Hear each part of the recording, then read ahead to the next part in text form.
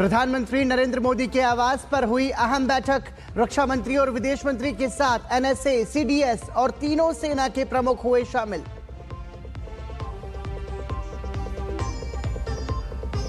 Operation सिंदूर से आतंकी संगठनों की कमर टूटी। रक्षा मंत्री राजनाथ सिंह ने सेना के शौर्य को सराहा, कहा पीड़ितों को मिला इंसाफ।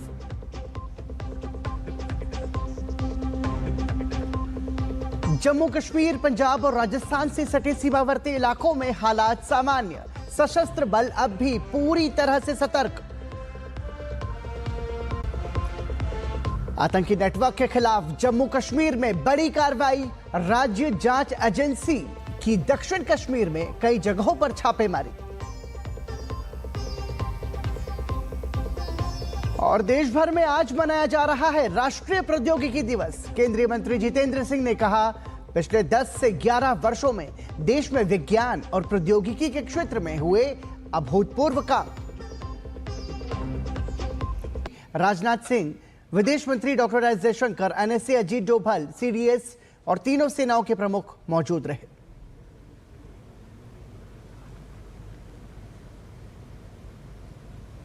वारों के सिंदूर मिटाए थे, उन्हें भारतीय सेना ने ऑपरेशन सिंदूर के माध्यम से इंसाफ दिलाने का काम किया है। इसके लिए आज सारा देश भारतीय सेना का अभिनंदन कर रहा है। ऑपरेशन सिंदूर सिर्फ एक सैन्य कार्रवाई भर नहीं है, बल्कि भारत की राजनीतिक, सामाजिक और सामरिक इच्छा शक्ति का प्रतीक है।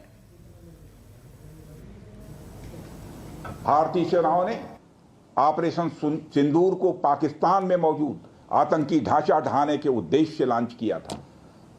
हमने उनके आम नागरिकों को कभी निशाना नहीं बनाया था, मगर पाकिस्तान ने न केवल भारत के नागरिक इलाकों को निशाना बनाया, बल्कि मंदिर, गुरुद्वारा, गिरजाघर पर भी हमले करने का प्रयास किया। भारतीय सेना ने शौर्य और पराक्रम के साथ साथ संयम का भी परिचय देते हुए पाकिस्तान के अन्य ठिकानों पर भी प्रहार करके करारा जवाब दिया है। भारत में आतंकवादी घटनाएं करने और कराने का क्या अंजाम होता है, यह पूरे विश्व ने उरी की घटना के बाद देखा, जब हमारी सेना ने पाकिस्तान में घुसकर सर्जिकल स्ट्राइक की। पुलवामा के बाद देखा, जब बालाकोट पर एयर स्ट्राइक की गई। और अब पहलगाम की घटना के बाद दुनिया देख रही है कि जब भारत ने पाकिस्तान के भीतर घुसकर मल्टीपल स्ट्राइक्स की हैं। आतंकवाद के खिलाफ जीरो टॉलरेंस की नीति पर चलते हुए हमारे यशस्वी प्रधानमंत्री नरेंद्र मोदी ने स्पष्ट कर दिया है कि यह नया भारत है जो आतंक के खिलाफ सरहद के इस पार और उस पार दोनों तरफ प्रभावी कार्रवाई करेगा। यह हमारे प्रधानमंत्री जी ने स्पष्ट रूप से यह संदेश दे दिया है।